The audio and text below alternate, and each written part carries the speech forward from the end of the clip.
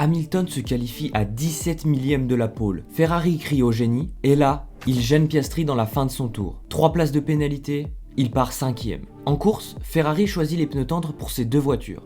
Stratégie agressive. Leclerc chute de 2e à 5e au premier tour, et Hamilton, après avoir fait une superbe remontée, il enlève son pit limiteur légèrement trop tôt et prend 5 secondes de pénalité pour excès de vitesse dans la voie des stands de 0,1 km/h. À l'arrivée, il va donc reculer d'une place. Et pendant tout ça, Piastri mène la course, jusqu'à que sa boîte de vitesse explose. Abandon. Et Norris, qui a failli tout rater à cause de l'équipe, récupère la victoire. Première victoire de McLaren cette saison, et première victoire de Norris depuis son sacre. Le GP de Hongrie 2026, là où Ferrari s'est tiré une balle dans le pied à presque chaque occasion. Et Norris qui part en vacances avec une victoire, on reprend tout depuis le début. Budapest, le Hungaroring, circuit atypique, 4,3 km, 14 virages, surnommé Monaco sans les murs, c'est l'un des circuits les plus techniques du calendrier. Les dépassements y sont souvent difficiles, les qualifications y sont donc cruciales, et la gestion des pneus peut faire basculer une course. 11e manche et dernière avant la pause estivale, tout le monde veut partir en vacances avec les meilleures sensations possibles. Et le contexte est particulier. Après la trêve, 9 des 12 courses restantes se dérouleront en 12 semaines. Un rythme jamais vu depuis le Covid. Autant dire que la dynamique avec laquelle on aborde la pause compte énormément. Championnat avant la Hongrie, Antonelli mène devant Hamilton et Russell. McLaren arrive avec un gros package d'amélioration. Norris lui-même dit se sentir tellement plus confiant dans une McLaren transformée. Les essais libres donnent le ton. McLaren est rapide dès le vendredi. Les Ferrari aussi. Hamilton en particulier semble dans une forme étincelante. Il signe le meilleur temps des essais 1 en utilisant des médiums, ce qui surprend tout le monde. La SF26 est donc, comme annoncé, très performante en Hongrie. Et Norris confirme, la McLaren avec ses évolutions est une voiture différente, plus stable, plus prévisible, et il la ressent de mieux en mieux. Samedi, les qualifications, et en Q3 c'est magique. Serré et intense, avec des millièmes qui séparent les pilotes. Norris signe la pole en 1:17.219, et derrière lui Hamilton à seulement 17 millièmes. C'est à peine le clignement d'un œil pour vous dire. Hamilton gare sa voiture devant le numéro 1 en pensant qu'il a fait la pole. Mais il ne savait pas que Norris avait battu son chrono. Et là, les caméras captent quelque chose. À la sortie de son dernier tour rapide, Hamilton rentre lentement vers les stands. Piastri, lui, va alors démarrer son tour rapide. Et dans la zone de freinage du dernier virage, il trouve la Ferrari d'Hamilton sur sa trajectoire, à petite vitesse et en pleine zone de freinage. Piastri doit alors avorter son tour. Les commissaires ouvrent une enquête immédiatement. Et le verdict ne tarde pas. 3 places de pénalité pour gêne sur Piastri. Ferrari assume totalement. L'ingénieur de course d'Hamilton, Santi, reconnaîtra que la confusion venait d'un drapeau jaune dans le secteur. L'information qu'on lui a transmise n'était pas correcte et pas au bon moment. Hamilton avait supposé que Piastri rentrait au stand et non pas qu'il allait entamer un tour rapide. Hamilton dira lui-même que c'est frustrant de perdre une pole de la sorte, même si techniquement Norris était devant lui. Mais partir de la deuxième ligne au lieu de partir deuxième, ça change tout sur un circuit où les dépassements sont si difficiles. Et Antonelli alors, qu'est-ce qu'il a fait? Lui aussi il prend 3 places de pénalité, pour ne pas avoir suffisamment ralenti sous drapeau jaune. Les commissaires lui reconnaissent des circonstances atténuantes et donc lui font prendre 3 places au lieu de 5 places de pénalité. Il recule donc de 4e à 7e.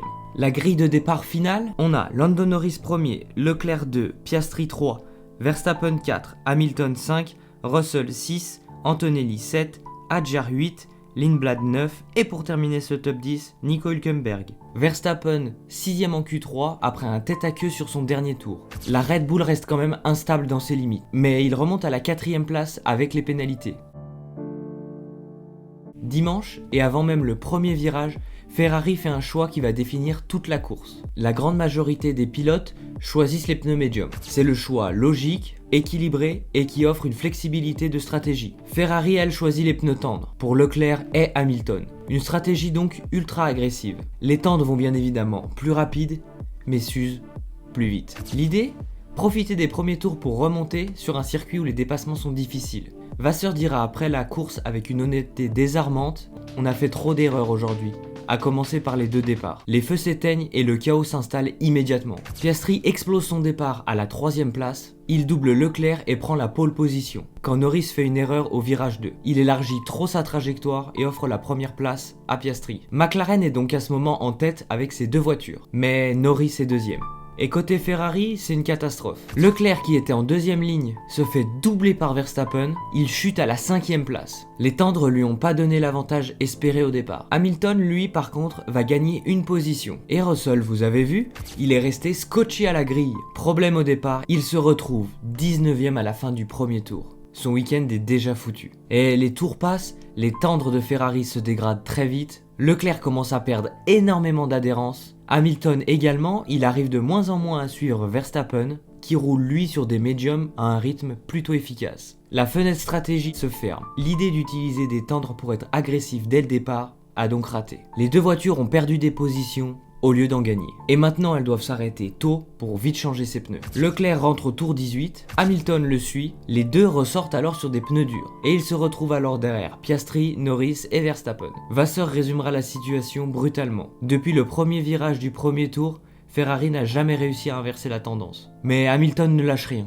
Sur ses pneus durs et neufs, il est très rapide. Il remonte sur Verstappen, le dépasse à la sortie des stands pile au bon moment. Hamilton est alors deuxième. Mais Verstappen ne se laisse pas faire, vous le connaissez en même temps. Dès le virage suivant, le néerlandais plonge dans le virage, retarde son freinage et repasse Hamilton. Un échange spectaculaire et sans chichi.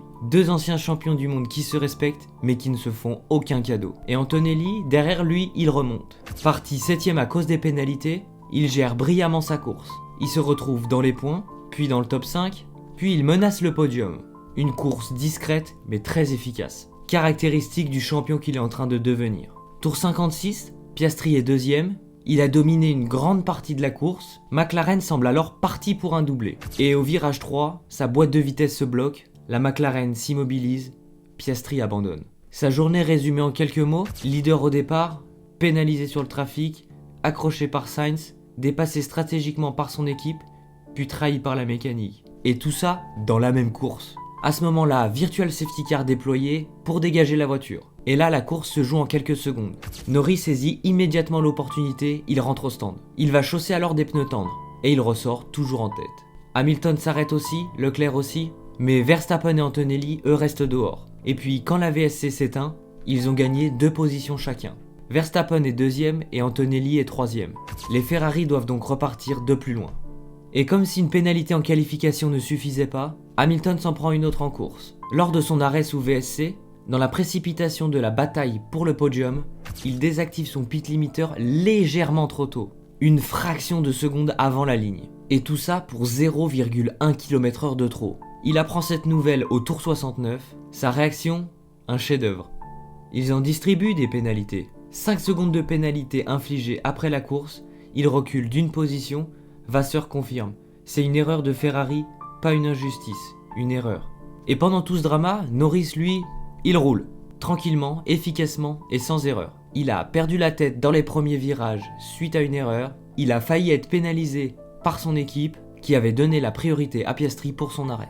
Dans cette course, il en aura traversé des rebondissements, mais bon, il n'a jamais craqué. Il franchit la ligne d'arrivée avec 14 secondes d'avance sur Verstappen. Première victoire de McLaren pour la saison 2026. Et première victoire de Norris depuis son sacre de champion du monde. Il lâche à la radio. La voiture était brillante aujourd'hui, je vous aime tous. C'est le 5e vainqueur différent lors de ses 5 dernières courses. Cette saison 2026 va peut-être s'annoncer serrée. Et donc, le classement final, Norris qui prend la victoire devant Verstappen et Antonelli, suivi de Leclerc, Hamilton, Hadjar, Russell, Lawson, Hülkenberg et pour terminer ce top 10, Arvid Lindblad. Qu'est-ce qu'on retient du GP de Hongrie 2026 alors ? McLaren est de retour et pour de bon. Norris l'a dit, la voiture avec ses évolutions est transformée. Il se sent aussi confiant que lorsqu'il était dans la voiture qui jouait le titre l'année dernière. Et sur un circuit difficile, avec tous les rebondissements de cette course, il a géré parfaitement. Ça, c'est le signe d'un champion. Ferrari s'est sabotée elle-même. Les choix des pneus tendres au départ étaient risqués et ça n'a pas payé. La gêne de Lewis en qualif était évitable, l'erreur du pit limiteur également. Vasseur lui-même dira « trop d'erreurs ». Quand même le patron le dit, c'est vraiment que ça va plus. Antonelli arrive en vacances avec une avance très confortable. 7ème sur la grille, 3ème à l'arrivée. Il n'a pas dominé, mais il marque quand même des points sur Hamilton et Russell. Et bah pour lui au championnat, c'est tout ce qui compte. Verstappen surperforme avec ce qu'il a, la Red Bull n'est pas parfaite, loin de là, et il le confirme même à chaque course. Mais bon, il arrive à finir deuxième, ça c'est du Verstappen. Russell part en vacances 7ème après être parti presque dernier. Une remontée extraordinaire depuis la 19ème place, mais zéro podium, encore une course gâchée, encore des malheurs pour Russell, et donc il perd encore du terrain sur Antonelli et Hamilton. Et du coup, niveau points au championnat du monde avant les vacances, Antonelli a 219 points, Hamilton à 169 et Russell à 160. Leclerc est à 138 et Norris à 128. Et donc, la trêve est là, on a 4 semaines sans Grand Prix et à la reprise, Antonelli devra conserver ce rythme s'il veut rester champion. Ferrari vont devoir mettre les bouchées doubles pour jouer le titre pilote. McLaren va très certainement confirmer leur progression et surtout rentrer dans la course. La deuxième partie de saison va s'annoncer tendue et explosive. Voilà pour ce débrief de Hongrie de 2026. Si la vidéo vous a plu, n'hésite pas à liker, à partager et à commenter, ça fait super plaisir. Vous êtes de plus en plus nombreux sur la chaîne, je vous en remercie. D'ailleurs, bienvenue à tous les nouveaux qui s'abonnent. Ici, je fais du contenu sur la F1 et le sport auto en général. Donc n'hésite pas à faire un tour sur la chaîne. Nous, on se dit à bientôt pour une nouvelle vidéo. C'était Hugo de l'Undercut. Ciao!